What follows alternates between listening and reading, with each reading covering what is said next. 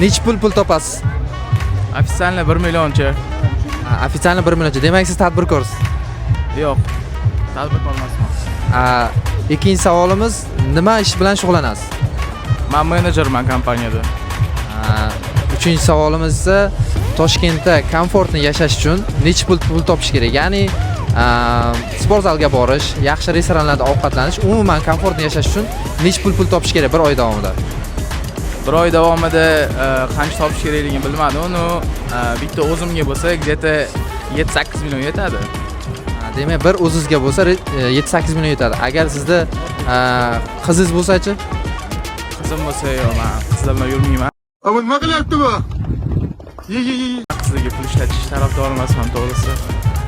Rahmat. Oxirgi savolimiz, hozirgi kunda mana zamonaviy 21-asr qizlari mahrga gellik so'rashyapti. Sizning fikringiz, qizlarning bu fikriga nima deysiz? Agar arzisa nimaga yo'q? Arzisan gap yo'q.